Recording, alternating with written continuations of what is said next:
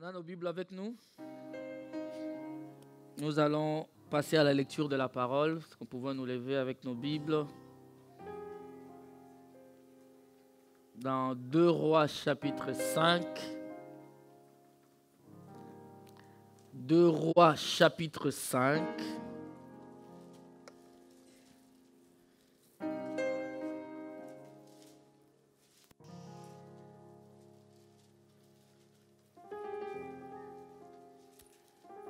À partir du verset 1er, 2 Rois chapitre 5, le verset 1er jusqu'au verset 19. Une bonne lecture, amen. Lisons ensemble. Ne fût-ce qu'en lisant, le Seigneur peut t'ouvrir les yeux, tu reçois ta bénédiction. Juste en lisant, le Seigneur peut t'ouvrir les yeux, tu reçois ta bénédiction de ce matin. Tout ce que je veux parler vient simplement supplanter, vient seulement s'ajouter. Mais tu as déjà reçu, c'est pourquoi tu es là ce matin. C'est pourquoi lisons réellement, lisons la parole de Dieu avec beaucoup d'amour et d'attention. Naaman, chef de l'armée du roi de Syrie, jouissait de la faveur de son maître et d'une grande considération. Car c'était par lui que l'Éternel avait délivré les Syriens. Et cet homme fort et vaillant était lépreux. J'ai dit bien, mais cet homme fort et vaillant était lépreux. Or, les Syriens étaient sortis par troupes et ils avaient amené captive une petite fille du pays d'Israël qui était au service de la femme de Naaman. Et elle dit à sa maîtresse: oh, si mon Seigneur était auprès du prophète qui est à Samarie, les prophètes les guériraient de ça. Donnez-moi un amen ensemble. Amen. Frère, j'ai dit soyons attentifs. Je répète ce verset 3. Et elle dit à sa maîtresse: oh, si mon Seigneur était auprès du prophète qui est à Samarie, les prophètes les guériraient de ça. Naaman alla dire à son maître: la jeune fille du pays d'Israël a parlé de telle et telle manière.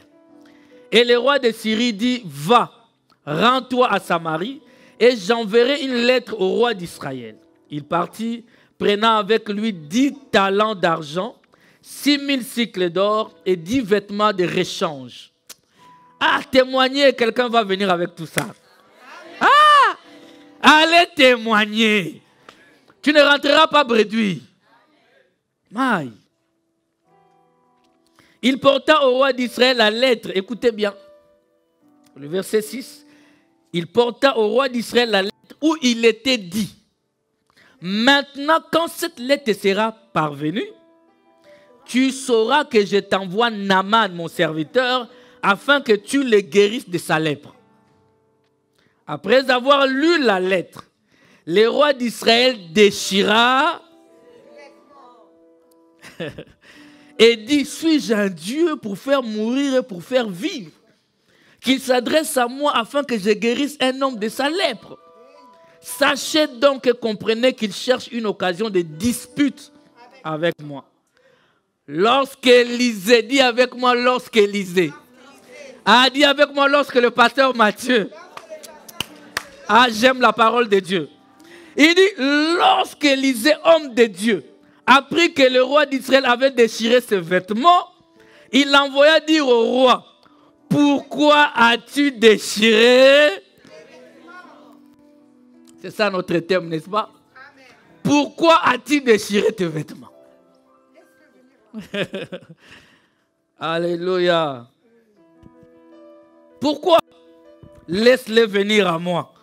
Et il saura qu'il y a un prophète en Israël. Ouh! Il le saura. Naaman vint avec ses chevaux et son char. Et il s'arrêta à la porte de la maison d'Élisée. Élisée lui fit dire par un messager: va et lave-toi 7 fois dans le Jourdain. Dis avec moi 7 fois. Ta chair redeviendra saine et tu seras pur. Naaman fut irrité. Et il s'en alla en disant: voici, je me disais, il sortira vers moi Il se présentera lui-même, il invoquera le nom de l'Éternel son Dieu, il agitera sa main sur la place et guérira les lépreux. Le fleuve de Damas, l'Abana et les Parpars, ne valent-ils pas mieux que toutes les eaux d'Israël? Jamais. Ne pourrais-je pas m'y laver et devenir pur? Et il s'en retournait et partait avec fureur. Mais ses serviteurs s'approchèrent pour lui parler et ils dirent, mon père, si le prophète t'eût demandé quelque chose de difficile, ne l'aurais-tu pas fait? Combien plus dois-tu faire ce qu'il t'a dit? Lave-toi et tu seras. Il descendit alors et se plongea 7 fois dans le Jourdain, selon la parole de l'homme de Dieu. Et sa chair redevint comme la chair d'un jeune enfant. Et il fut... Naaman retourna vers l'homme de Dieu avec toute sa suite. Lorsqu'il fut arrivé, il se présenta devant lui et dit, voici, je reconnais qu'il n'y a point de Dieu sur toute la terre, si ce n'est à la cité du Dieu vivant. Et maintenant, accepte, je te prie, un présent de la part de ton serviteur. Élisée répondit, l'Éternel dont je suis le serviteur est vivant, je n'accepterai pas. Naaman le pressa d'accepter, mais il refusa. Alors Naaman dit, puisque tu refuses, permets que l'on donne de la terre à ton serviteur. Il lui demande encore quelque chose. Permets que l'on donne de la terre à ton serviteur, une charge de 2 milets, car ton serviteur ne veut plus offrir à d'autres dieux, ni holocauste, ni sacrifice. Il n'en offrira qu'à l'Éternel. Ah, yes. Voici toutefois ce que j'ai pris l'Éternel de pardonner à ton serviteur. Quand mon maître entre dans la maison de Rimon pour s'y prosterner et qu'il s'appuie sur ma main, je me prosterne aussi dans la maison de Rimon.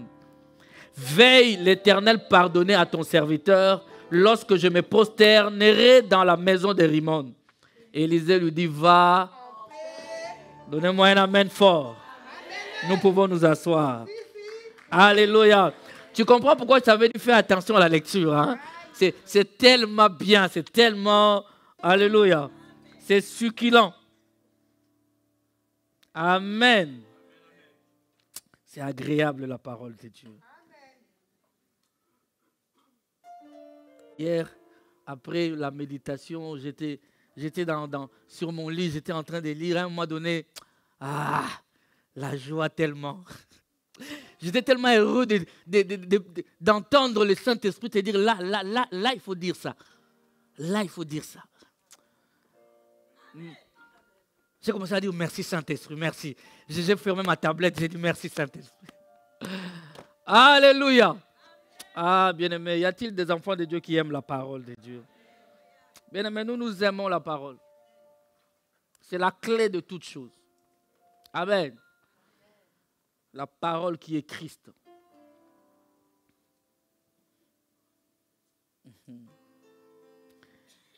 Mon thème est, pourquoi as-tu déchiré tes vêtements? Pourquoi?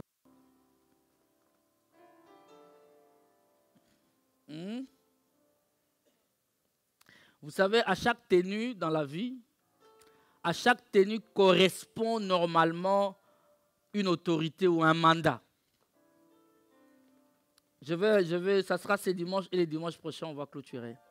Dans le week-end qui arrive, c'est un week-end bien costaud. On aura notre veillée ici. Amen.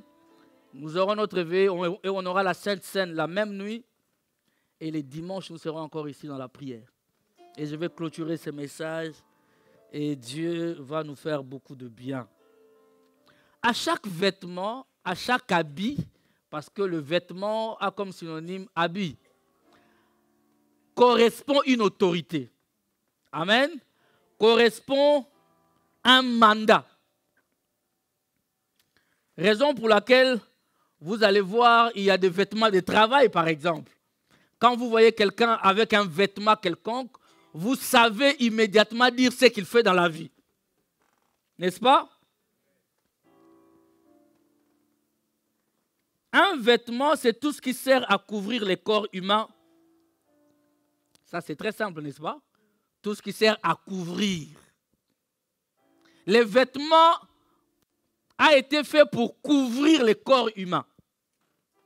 Tout ce qui sert à couvrir le corps humain pour les protéger. C'est un habit de protection. En fait, ce que tu as sur le corps, ce n'est pas seulement pour faire beau. C'est pour te protéger contre toutes les agressions extérieures. Je ne sais pas si vous savez. C'est ça l'utilité première des habits. Ce n'est pas pour faire des photos que c'est beau, non. C'est d'abord une protection contre toutes les agressions extérieures. Raison pour laquelle nous ne nous habillons pas de la même manière en été comme en hiver. Il y a des tissus que quand tu le portes en été, quelqu'un qui est connaisseur, il va te dire non, ça c'est un tissu d'hiver. Parce que c'est contre le froid. Donnez-moi un amen bien. Quelqu'un est en train de prier, pasteur, ne touche pas trop. Mais vous me connaissez, je vais y aller. Alléluia. C'est pour parer contre toutes ces choses. Donc, sache que quand tu achètes un habit, c'est d'abord pour la protection de ton corps. Pour le couvrir, le protéger. Alléluia. Les vêtements sont souvent utilisés pour mettre en valeur celui qui les porte. Pour démarquer celui qui les porte, les faire démarquer des autres. Vous me suivez? C'est aussi pour les faire démarquer, pour les mettre en valeur. Les démarquer de qui? Des autres personnes, pour qu'il y ait une distinction. Alléluia. Et même des fois, les vêtements sont signes de classe sociale. Est-ce que vous le savez? Les vêtements sont signes de classe sociale. Aujourd'hui, il y en a de moins en moins. Mais souvent, les vêtements sont signes de classe sociale. À moins que tu sois un vrai Congolais. Il peut être pauvre, mais il s'habille comme des riches. Donc là, il peut te tromper, il peut te flouer. Alléluia. Mais ça veut dire, quand on s'habille, on sait voir même le standing de la personne. Son rang social. Amen.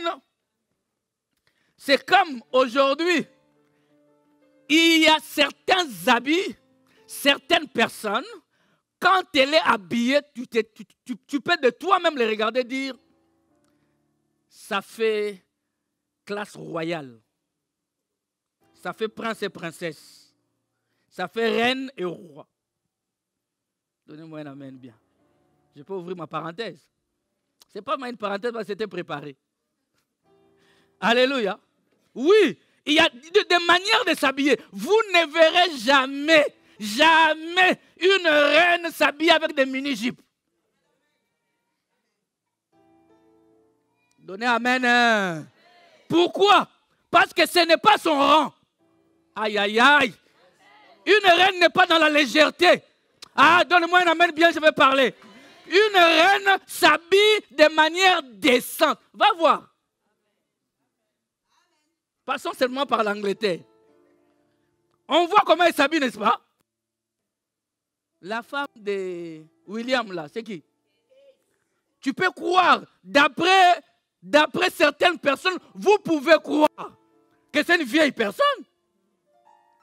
Mais elle s'habille classe parce que c'est par rapport à sa classe sociale.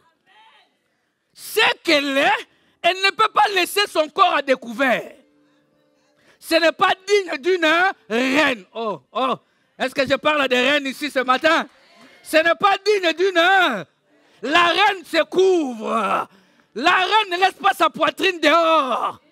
La reine ne laisse pas ses jambes dehors. Une reine se couvre. Dis à une reine, couvre-toi. Ah, nous sommes des reines. Peut-être parce que nous ne le savons pas. Je continue? Est-ce que je peux continuer? Donc, on a des reines ici. qui ont pris des habits royaux, mais ils les ont déchirés. Eh, my God. Eh, donnez-moi un amen bien. Nous avons des reines en ces lieux, des enfants des reines, de la famille royale. Mais ils s'habillent avec des habits royaux qu'ils ont eux-mêmes, hein, pour ressembler à qui? À des esclaves.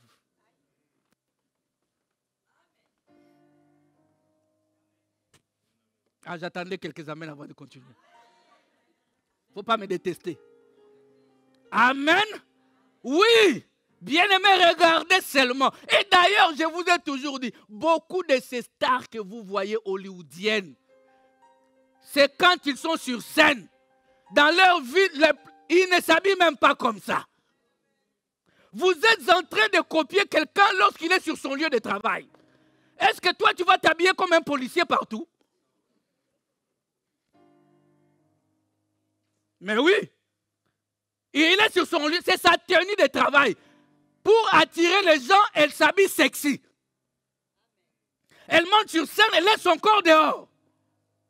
Mais toi, tu veux t'habiller comme elle dans la rue.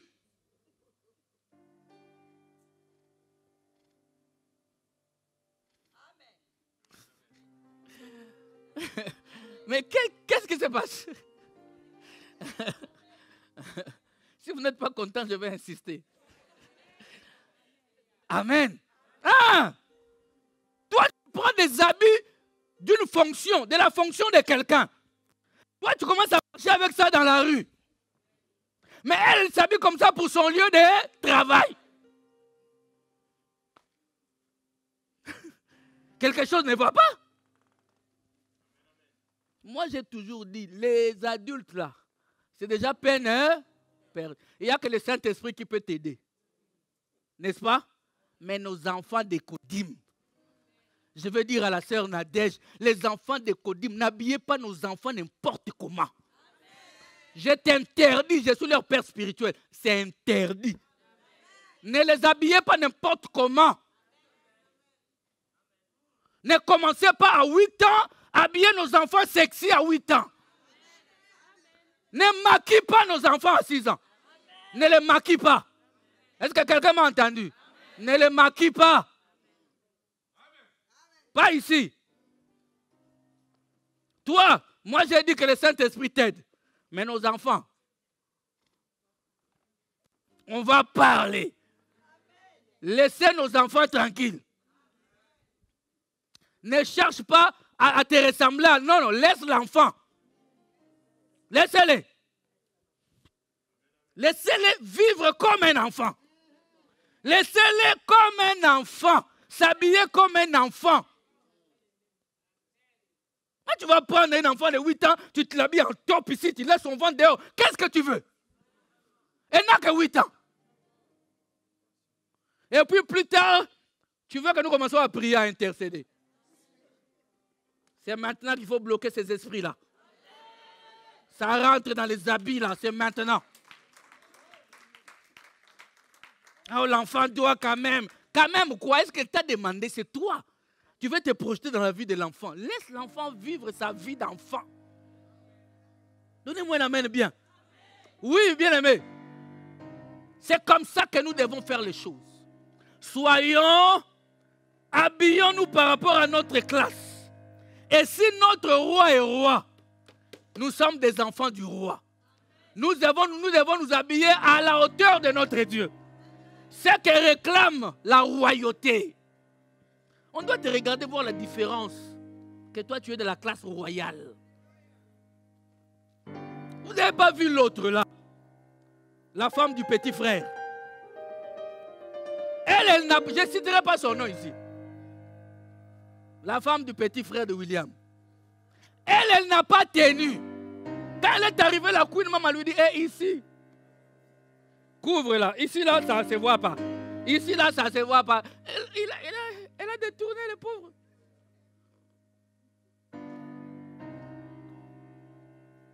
C'est vraiment Jézabel. Tu viens chez Akab, tu sors Akab de son trône. Pourquoi il y a rencontre? Mon frère, va suivre ce que tu vois là. Comment tu vas nous fuir ici à l'église? Donnez-moi un amen bien, frère. Ah, j'aime ça. Alléluia. Jamais vous verrez une reine, une princesse, un roi s'habiller de manière compliquée. Ils ont des habits bien spécifiques qui reflètent la royauté. Amen. Nous aussi, notre manière de s'habiller, quand on te regarde, on doit savoir, il peut être chrétien. Parce que cette manière-là, en ces temps-ci, comment est-ce que nous voyons les gens s'habiller? J'aime comment vous êtes habillés. Ah, franchement, on dirait, on dirait que vous m'avez écouté avant. Ah, que Dieu vous bénisse, vraiment. Acclamons le Seigneur. Wouh! Merci Jésus. Amen. Parce que ça peut te tuer. Il y a des habits qui peuvent te tuer. Ah là là. Vous savez, quand vous prenez 1 Roi chapitre 22, le verset 10, 1 Roi 22, 10, lorsque Josaphat, Akab a demandé à Josaphat de l'accompagner en guerre, ils ont cherché Michée pour que Michée donne aussi la prophétie. On en a parlé. La Bible dit, les rois d'Israël et Josaphat, roi de Juda, étaient assis chacun sur son trône, revêtus de leurs habits royaux, dans la place à l'entrée de la porte de Samarie. Et tous les prophètes prophétisaient devant eux. C'est-à-dire que lorsque tu rentrais dans la cour, il n'y avait pas de confusion. Tu devais savoir que lui, c'est le roi. Et les autres sont des prophètes. Ils n'avaient pas les mêmes habits. Vous comprenez? On doit le savoir. Mais aujourd'hui, c'est compliqué. Tu rentres dans un bureau, tu rentres dans une famille, tu arrives dans un transport en commun, Papa Colson, tu rentres. Tu ne sais pas qui a 15 ans, qui a 50 ans. La maman de 50 ans comme une jeune fille de 15 ans. Conflit de génération. Maman 60 ans, mais s'habille comme une petite fille de 15 ans. C'est quoi le problème? Quand je fais comme ça, vous comprenez, c'est pour ne pas parler.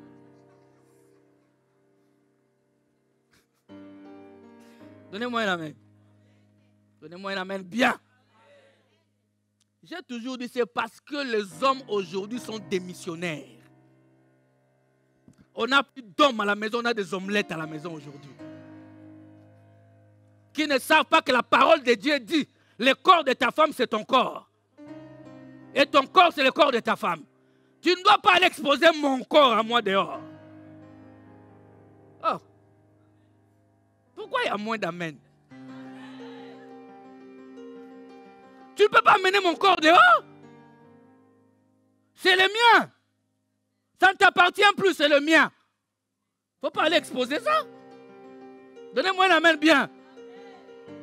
Les jours où on s'est marié, au jour où on a ça là, ça devient mien. C'est ma propriété. Peut-être tu crois que je ne vais pas dire privé. Pas une propriété à partager. Est-ce que c'est bon? Est-ce que c'est bon? Alléluia. Il ne faut pas qu'il y ait distinction. Plutôt, il ne faut pas qu'il y ait confusion. Il faut qu'on distingue. Que ta manière de t'habiller, quelqu'un peut venir de manière respectueuse face à toi. Place simplement deux personnes, deux femmes assises quelque part. Mets un petit voyou. Et regarde où est-ce qu'il va aller. Il va aller chez celle qui est habillée de manière légère. Légère.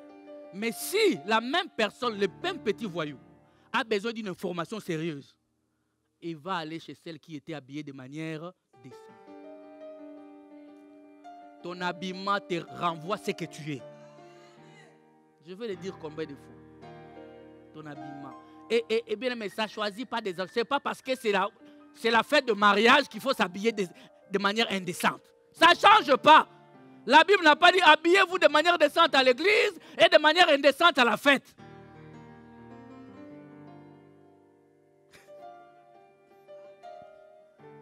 Moi, j'aime quand je me décharge des choses comme ça. Je suis très content.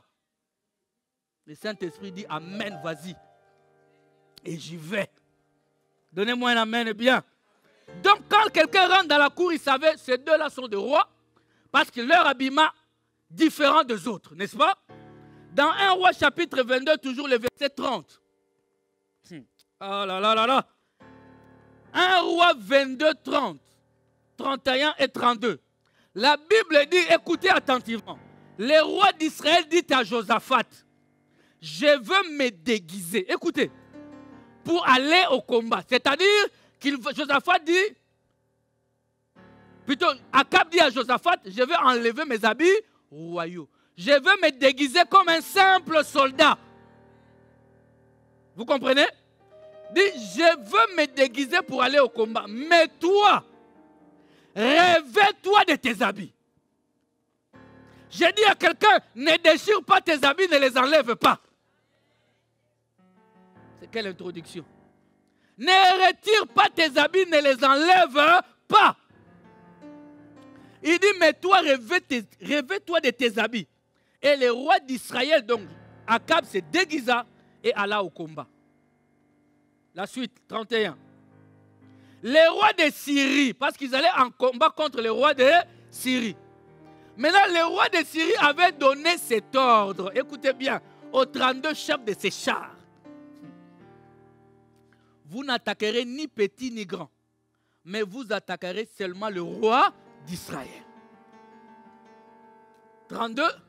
Quand les chefs des chars, donc du roi de Syrie, aperçurent Josaphat, ils dirent certainement, c'est le roi d'Israël. Pourquoi? Parce que Josaphat avait gardé ses habits royaux.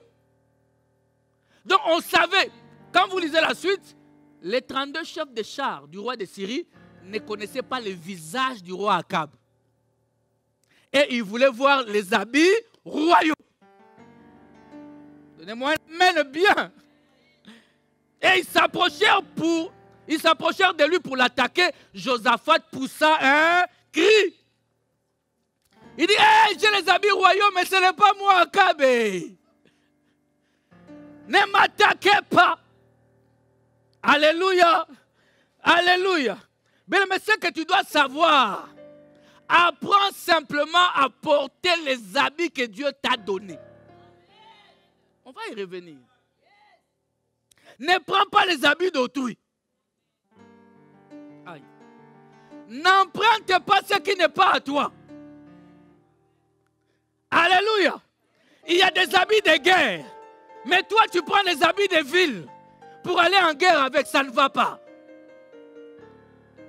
Ne combat pas le combat spirituel avec des habits charnels. Ça ne va pas. Amen. David arrive devant Goliath. Le roi Saoul prend ses habits de guerre. Il donne ça à David. David met les pieds, il met le costume. Il dit non, avec ça, ce n'est pas mes habits. Donnez-moi un amen, frère. Je te pose la question ce matin. Tes combats, tu les combats avec quels habits? Amen. Si ce ne sont pas les bons habits, on va les déchirer ce week-end qui arrive ici. Là. Aïe, aïe, aïe, aïe. Il y a des habits à déchirer, il y a des habits à ne pas déchirer. Tu dois les enlever. Qu'un enfant de Dieu me donne un amen. David dit, non, c'est trop lourd pour moi. Lorsque j'ai tué l'ours, lorsque j'ai tué le lion, je n'avais pas ces habits. Donc je ne veux pas changer de stratégie. Je vais rester le même. Donnez-moi un amen bien. Je vais rester le même. J'exhorte quelqu'un à garder les habits royaux. On va voir c'est quoi. Amen. Alléluia. Revenons à notre texte de base. 2 Rois 5. Vous savez, la lèpre était une maladie hyper contagieuse. Une maladie qui avait plusieurs stades. Et il y avait des stades où la maladie devenait incurable. Amen. devenait incurable. D'ailleurs, à cette époque-là, tout le monde qui avait la lèpre, qui était tellement ancrée, cette personne était mise à l'écart de la société. Et la personne était marginalisée. La personne était mise à l'écart parce que c'était une maladie qui se propageait. Voilà pourquoi dans la Bible, la lèpre, c'est le péché. On ne cohabite pas avec le péché. On ne devient pas ami du péché. Tu ne peux pas dormir avec le péché, mon frère, ma soeur. Tu ne peux pas te dire, non, ce n'est pas grave. Si, c'est grave. C'est grave. Ne te dis pas non, mais c'est juste une fois. Les une fois là, c'est grave. Amen. Alléluia. Ne sois pas ici, jeune sœur. Tu dis non, on s'embrasse seulement. On ne va pas loin. Qui te dit qu'embrasser, ce n'est pas loin?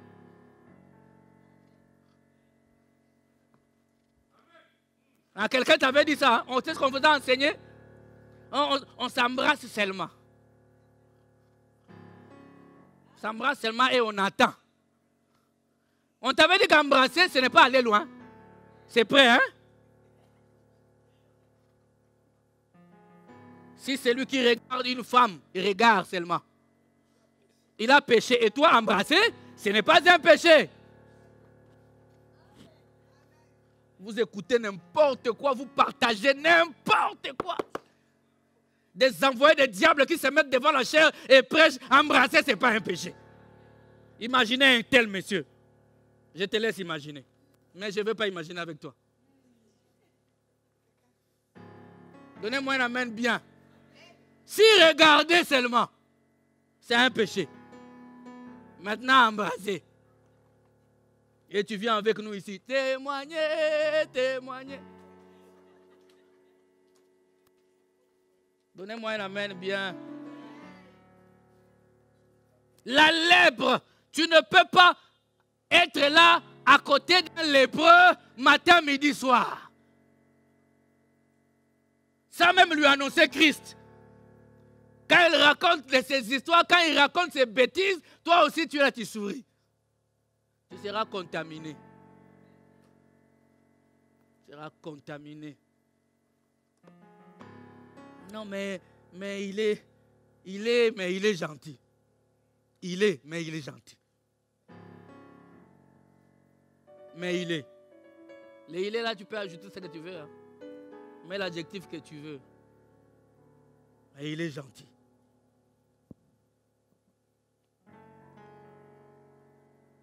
Est-ce qu'on est bien?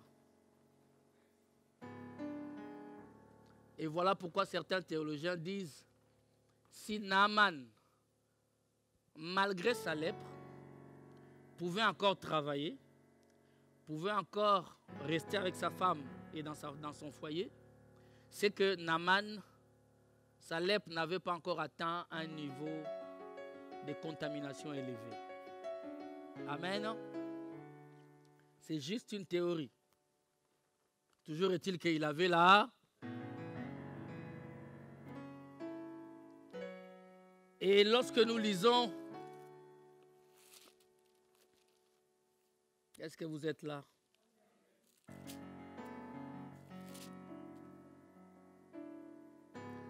Les Syriens, au verset 2, toujours de 2 Rois chapitre 5, les Syriens étaient sortis.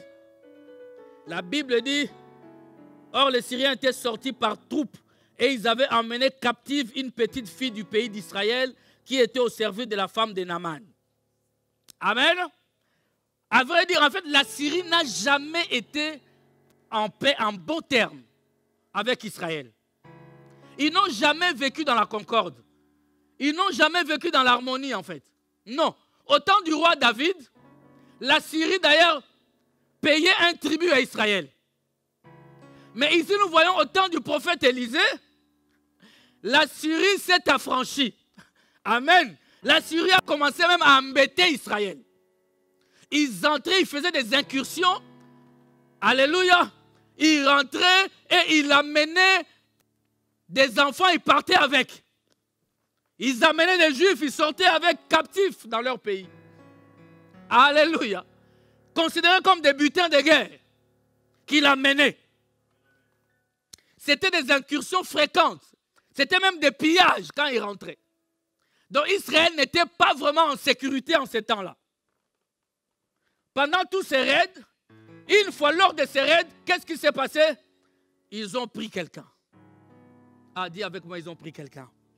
Ils ont pris la petite fille d'Israël. J'aimerais que tu retiennes que c'était une fille et qu'elle était une petite fille. Amen. Cette petite fille a été arrachée à sa famille. Prématurément arrachée à sa famille. Amen. Est-ce que vous pouvez imaginer la souffrance de cette petite fille? Arrachée à sa famille. Il a été arraché. Ses parents, je crois, étaient en pleurs. Et elle, de l'autre côté, en pleurs. Alléluia. Pourquoi arraché à sa famille? J'ai toujours comparé, et vous allez le voir plus tard. Le dimanche prochain, si Dieu nous donne l'occasion, on en parlera.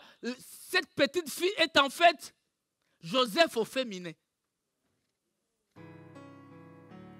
Cette petite fille, c'est Joseph au féminin. C'est Joseph au féminin. Quand elle est partie avec des pleurs, des grincements de dents. Mais j'aimerais dire à quelqu'un qu'aucune souffrance n'est loin de Dieu. Je veux dire qu'aucune souffrance ne t'arrache au témoignage divin. Dans la souffrance, témoigne Jésus. Dans des difficultés, témoigne Jésus. Alléluia. Parce que lorsque tu témoignes le Dieu Tout-Puissant, il va se lever en ta faveur. Donnez-moi un amen bien. Même si tu traverses les maladies, tu traverses des situations compliquées, l'âge avance, les mariages ne viennent pas, les difficultés à gauche et à droite, bien aimé, continue de témoigner Jésus. Il se lèvera en ta faveur. Que quelqu'un me donne un amen bien. Et que cela soit ton partage dans le nom de Jésus. Je le déclare sur ta vie. Dans la souffrance, témoigne Jésus et tu verras la gloire de Dieu. Donnez-moi un amen bien. Alléluia. Et cet enfant dira, il dit si seulement. Déjà, écoutez que c'était une petite fille, esclave, déportée. La Bible dit, on l'a amené captif. Vous êtes là? Mais malgré cette situation, j'aime cette petite. Malgré cette situation, elle se lève quand même pour parler. Alléluia. Et maintenant, allons dans l'autre sens. Si ça n'avait pas marché. Tu as déjà imaginé ça? Si ça n'avait pas... Mais je crois que cette fille se disait, ce n'est pas mon problème. Moi, je connais un Dieu en Israël qui peut guérir de la lèpre. C'est ça qui nous manque, enfants de Dieu, aujourd'hui. Notre foi n'est pas la foi de cette petite fille juive. Cette petite fille se disait, il suffit d'y aller. Donnez-moi un amen, frère. Il suffit d'y aller. Et elle dit à sa maîtresse, oh, si mon Seigneur était auprès du prophète qui est à Samarie, les prophètes les guériraient de sa lèpre. Le verset quand Naaman alla dire à son maître, la jeune fille du pays d'Israël a parlé de telle et telle manière. Maintenant, j'aimerais qu'on réfléchisse.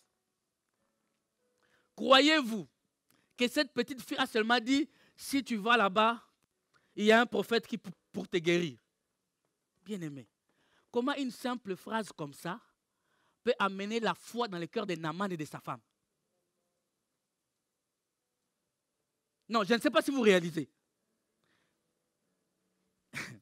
Il leur dit, si mon Seigneur était auprès du prophète qui est à Samarie, il les guérirait de sa lèpre. Moi, je ne crois pas que ça s'est arrêté là. Moi, je crois que c'était toute une exhortation. Ah, donnez-moi un amen bien. Je crois qu'il a commencé à leur réciter. Oh, Ah, est-ce que je parle des enfants de Dieu ici? Il a commencé à leur détailler de quoi était capable le Dieu du prophète Élisée. Alléluia. Il a commencé à parler. Alléluia. J'aimerais d'abord te dire ceci, frère. Tu es la solution à tous ces gens que tu vois remplis d'oseille. Tous ces gens que tu vois remplis d'argent. Tous ces gens que tu vois avec de belles voitures et des villas. Il y en a qui ont construit des maisons mais qui n'ont pas sommeil. Il y en a qui ont de belles voitures mais chaque fois qu'il rentre dedans, il est en dépression, il a peur de faire un accident. Et raison pour laquelle il a toujours un chauffeur, il ne veut pas conduire. Et tous ces gens que tu vois dans de belles maisons, tous ces gens que tu vois, ils vivent dans la peur. Et ils ont besoin de toi. Ils ont besoin de la petite fille juive qui peut se lever et dire, mon frère, je sais que tu as beaucoup d'argent, mais il y a quelque chose qui te manque. N'aie pas peur d'eux. Ils ne dorment pas. Amen. Je préfère dormir sur une natte, mais avec un sommeil profond. Un sommeil réparateur. Que de dormir sur un lit de 5 000, 10 000, 20 000, 50 000 euros, sans pour autant trouver sommeil. Est-ce que je parle à quelqu'un? Et ces gens-là, frère, ils ont besoin de Jésus. Il faut leur parler cette année de Jésus. Alléluia. Tu sais, ton patron que tu vois là, ton patron, les boss des boss, les number one là, il vient au boulot là dans la dépression. Il a besoin de quelqu'un qui va lui dire, j'ai un Dieu qui peut te sortir de la dépression. Amen. Un jour, il viendra te dire, il dit, mais pourquoi toi, tu es toujours... Le travail que tu fais, c'est un travail difficile. Mais tu es toujours content, tu es toujours joyeux. Qu'est-ce qui se passe? Tu vas lui dire, non, non, j'ai celui qui est la joie en moi. J'ai une huile de joie dans mon cœur. Il va te dire, moi, je ne travaille même pas beaucoup. C'est moi le chef de tout ça, mais j'ai du mal à dormir. Tu vas lui dire, viens, je vais te montrer. C'est lui qui donne le sommeil. Mais ces gens-là souffrent. Alléluia. Raison pour laquelle tu vois beaucoup de tous ces célèbres dans ce monde, ils se droguent pour trouver le sommeil. Ils prennent des cachets pour vivre. Est-ce que vous comprenez ces choses? J'aimerais te dire que tu es la solution à celui qui est à côté de toi. Donnez-moi un amen. Dans des grandes villas, de belles maisons, mais là-dedans, c'est la guerre, il n'y a pas de paix. Alléluia. Je préfère que tu viennes chez moi, tu rentres, ce n'est pas une villa, mais la paix. La paix. Alléluia. La paix. Tu rentres comme ça, toi-même, tu n'as plus envie de partir. Tu commences à taper les masolos, taper. L'heure avance, nous on veut que tu parles, on te fait signe, mais tu ne veux pas. Parce que chez toi, tu ne dors pas. Tu ne dors pas. On te comprend. Il y en a qui ont beaucoup d'argent, mais avec tellement de restrictions. Où le diable leur a dit, pour ton argent là, toi, tu ne dois pas dormir avant 1h du matin. Ou toi, tu dois seulement dormir la journée, pas la nuit. On fait l'inverse, dans la nuit où les gens dorment, toi jamais. Et la nuit, tu commences à aller chez les frères. Ah, je vais te voir, je viendrai un peu plus tard. 23h, tu frappes. Tout ça pour taper les masolos jusqu'à bavarder. Pourquoi? Il n'y a pas de paix. Il n'y a pas de paix. Mais il y en a que tu vois matin, midi, soir. Mon chéri, mon chouchou, il m'a acheté sa caméra, il m'a acheté la voiture. Un mariage catastrophe.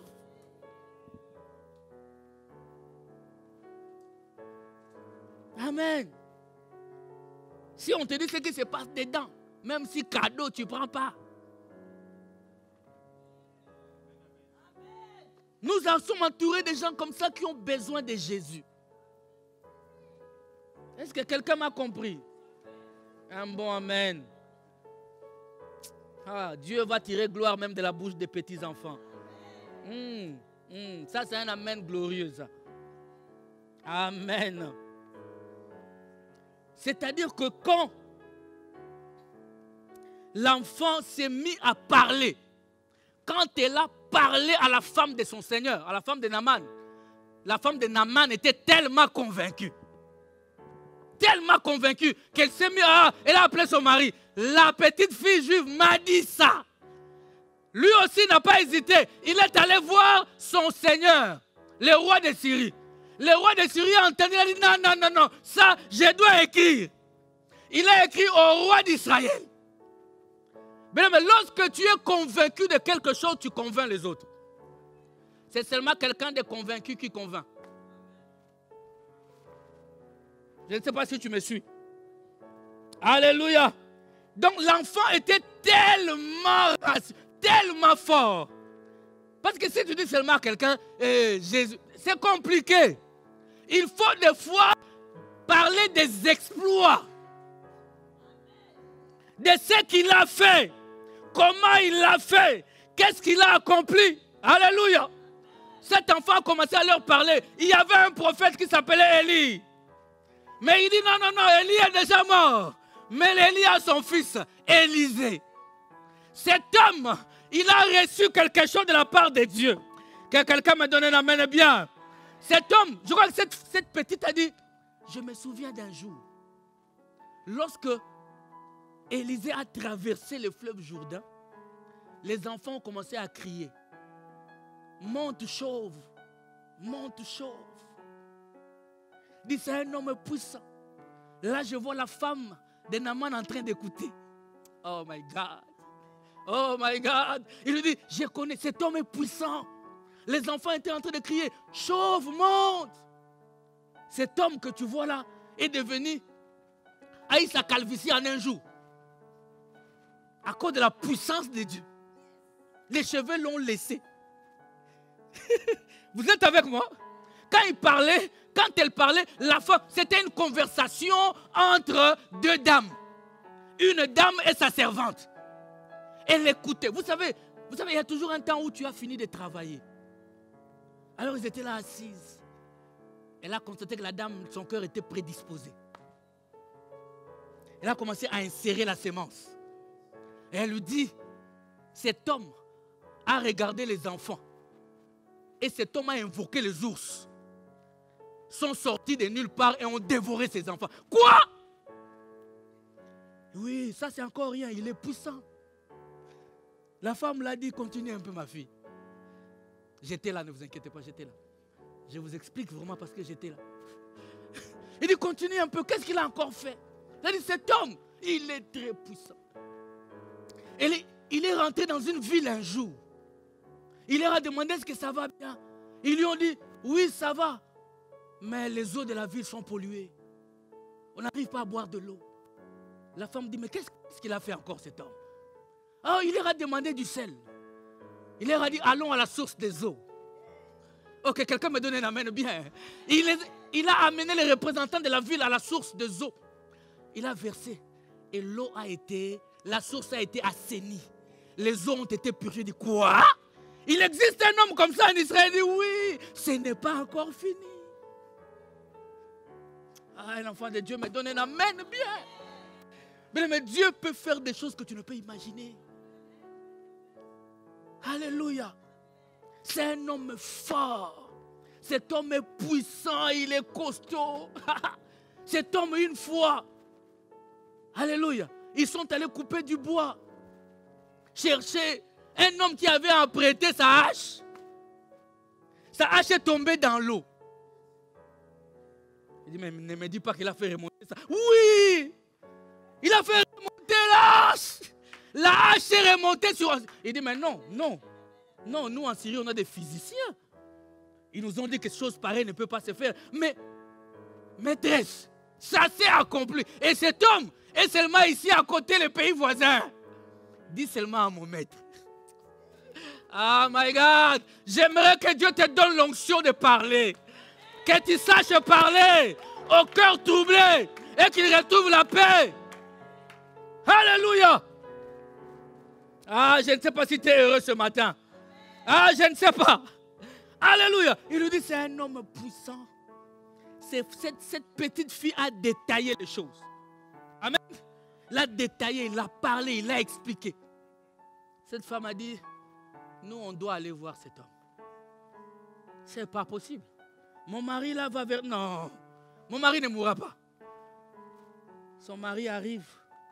Elle prépare bien à manger. Après avoir mangé, elle dit, mon mari, la petite fille là, on ne cite même pas son nom. Hein? On n'a même pas dit qu'elle s'appelle Marie-Thérèse. On a seulement dit la petite. Alléluia. Et puis lui, il a entendu.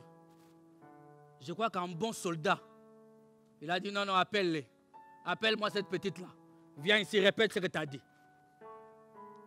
Je crois que là, l'onction a doublé.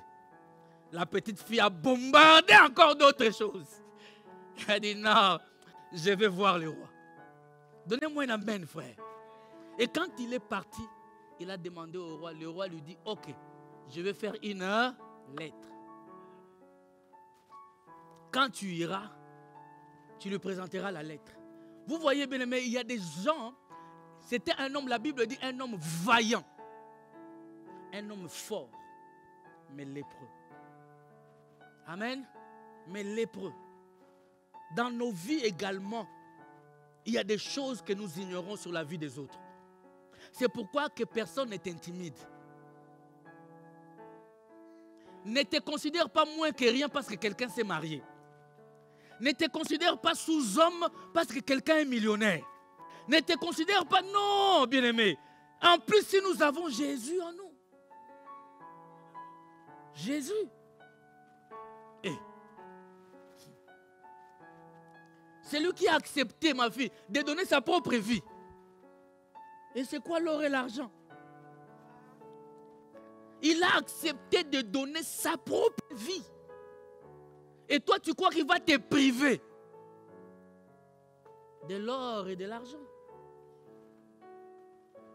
Comment tu peux imaginer de telles choses? Alléluia. Annonçons la parole de Dieu. Amen.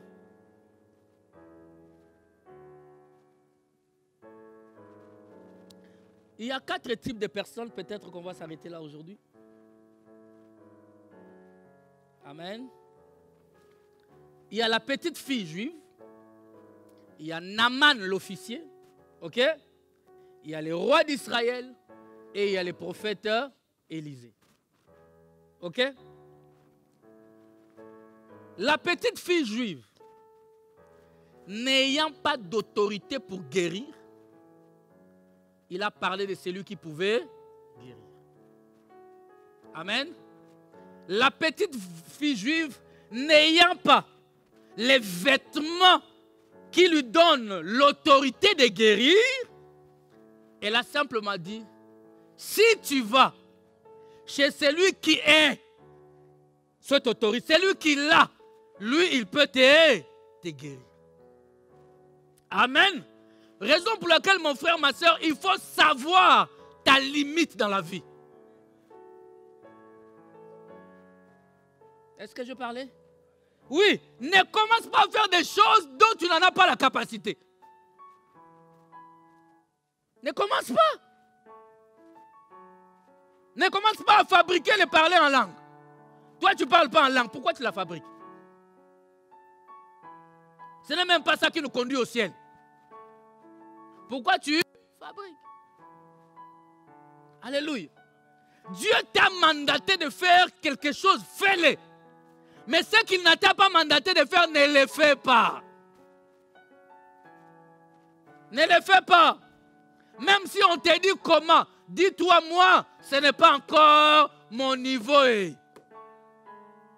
Hey, je vous ai toujours dit, un caporal n'est pas tenté de la même manière qu'un général. N'est-ce pas, mon papa? Non. Amen. Non, ce n'est pas pareil. Un colonel n'est pas tenté de la même manière qu'un général. C'est pourquoi ne t'autoproclame pas général alors que tu es caporal. N'aimez pas la tenue du général. Parce que ça ne sera pas à ta taille. Donnez-moi un amen, frère. Alléluia. Parce que dans chaque tenue, il y a une autorité. Tu sais, tu peux prendre une robe. Hein, alors la robe. Donc j'ai dit alors la robe. Tu l'as acheté sur Champs-Élysées. Ça t'a coûté 50 000 €. Amen. Tu peux la prendre. Tu portes ça très bien. Tu commences à marcher sur Champs-Élysées. Et à côté de toi, il y a un autre qui est là. Un monsieur ou une dame qui est policière. Avec ses habits de policière.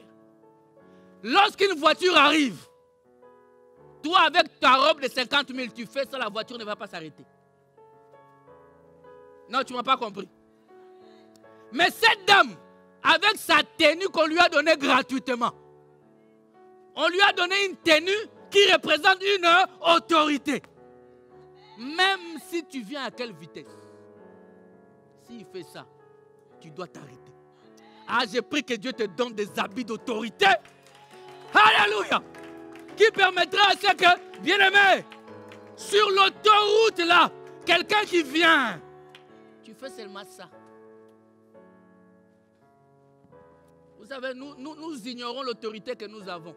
Voilà pourquoi nous agissons en deçà de cette autorité. Amen. C'est pourquoi vous voyez, il y a des gens. L'enfant a seulement des maux de tête. Amen. Mets ta main. Dis au nom de Dieu. Tu es guéri. Mais souvent nous faisons des prières de peur. Au nom de Jésus. Oui, donc c'est au nom de Jésus. La peur. Tu ne sais même pas de quelle autorité tu as. La Bible dit Jésus-Christ devant le tombeau de Lazare. Il n'a pas multiplié les paroles. Il s'est mis là, il a parlé. J'aime la chanson qui dit comme un simple homme. Et Lazare sort. Une parole. Ah, my. Parce qu'il savait qui il était. Alléluia. Vous savez, quand un général rentre quelque part, ce sont des colonels qui sont là. Il n'a rien à dire. Il est général. Dès qu'il entre, le colonel se lève. Il laisse place. Il n'y a pas matière à discuter. Et vous savez quoi? Les colonels qui voient le général, les caporals qui voient le général qui se lève, ce n'est pas une humiliation. Il est fier de ça. Je ne sais pas si tu comprends. Donc, un ennemi, quand les démons te voient et qu'il sait que tu es plus puissant que lui, il se lève, il sait. Il n'y a pas de débat. Je prie à ce que ces choses, nous puissions les vivre cette année dans le nom de Jésus. Alléluia. Nous devons les vivre dans le nom de Jésus. C'est ce qui se passe. Cette fille savait qu'elle, elle ne pouvait pas. Elle dit, je t'envoie chez les généraux. Parce que ces choses-là concernent les généraux. Alléluia. Et Naaman, malgré ses habits d'officier, il lui était incapable de faire quoi que ce soit par lui-même. Donnez-moi un amen, frère. Alléluia. Et on va terminer par le roi d'Israël aujourd'hui. Et le dimanche prochain, on terminera par le prophète Élisée. Les rois d'Israël, écoutez. Le verset 6 de 2 Rois chapitre 5. Le verset 6. Ah. Il porta au roi d'Israël la lettre où il était dit, écoutez, maintenant quand cette lettre te sera parvenue, tu sauras que je t'envoie Naaman, mon serviteur, afin que tu les guérisses de sa lèpre. Amen. Est-ce que la fille leur avait dit que c'est le roi d'Israël qui guérit? Il avait dit le prophète. Mais pourquoi ils sont partis là-bas? Pourquoi ils sont? Quelqu'un a une réponse? Hein? Amen. Amen. Les prophètes, plutôt les rois de Syrie, ne pouvaient que s'adresser à son homologue. Mais la lettre est quand même tentante. La lettre est quand même provocante. Il dit que tu les guérisses. Donc pour les rois de Syrie, s'il y a un prophète qui guérit chez toi, donc c'est à toi que je m'adresse. Parce que ce prophète-là est ton prophète. Ah, tu ne m'as pas compris. De la même manière, frère, si tu as un Jésus qui guérit, quelqu'un peut venir te voir et dire guéris-moi. Ah, tu ne m'as pas compris, hein? Quelqu'un peut venir te dire délivre-moi. Sinon, ils vont t'accuser comme on avait accusé les disciples auprès de Jésus. Cet homme est venu leur dire, il dit, j'ai amené mon fils là. Il est lunatique, il tombe tout. Mais tes disciples ici n'ont pas pu le guérir. Jésus a dit, jusqu'à quand vous supporterai-je? De la même manière, certains d'entre nous ici, Jésus nous regarde et dit, jusqu'à quand? Ça fait 10 ans que tu pries. Ça fait 5 ans. Jusqu'à quand? Ça fait 5 ans dans ma présence, tu n'as jamais mis tes mains sur quelqu'un pour prier pour lui. Quand quelqu'un est malade, toi aussi, tu commences à pleurer avec lui. As-tu déjà exhorté quelqu'un? Donnez-moi un amen, frère. As-tu déjà fait? Les rois d'Israël commencent à pleurer. Il dit, il me cherche des problèmes. Certainement, il veut la guerre. Il veut la guerre, ce n'est pas normal. C'était une lettre de paix. On t'a juste demandé un service. Oh, les démons de famille, ce n'est pas les démons de famille qui tremblent. Oh, ça, ce sont des attaques. Il n'y a pas d'attaque. La personne a seulement reconnu qu'en toi, il y a un Dieu qui guérit. Guéris-moi. Amen. Chérie, tu m'avais dit quand on sera là, notre Dieu. Mais je ne vois pas ton Dieu en question depuis qu'on est mariés. Nous voilà, nous croupissons dans la douleur ici, serrés. Tu m'avais dragué en parlant de Dieu. Moi, je sers Dieu, tu vas voir, on va faire des choses avec Dieu. Chérie. C'est toi d'ailleurs qui pleure plus qu'elle. Donnez-moi un amen, bien. Alléluia. Raison pour laquelle j'ai dit à quelqu'un ici, tu dois te regarder comme Dieu te regarde. Parce que quand Dieu te regarde, il te voit avec des habits capables de guérir. Parce qu'on va rentrer sur ça le dimanche prochain. Quand il te voit parce qu'il t'a donné des habits capables de délivrer, capables d'ouvrir la voie, capables d'ouvrir des portes qui ne se ferment, qui ne s'ouvrent pas. Dieu voit que toi, tu es capable de le faire. Mais te voilà qui pleure comme le roi d'Israël. Heureusement, à côté, dis avec moi heureusement, il y avait le prophète Élisée. Le prophète Élisée a entendu ça. Est-ce que tu peux te lever dans ta présence de Dieu? Oh my God. Lève-toi dans la présence de Dieu.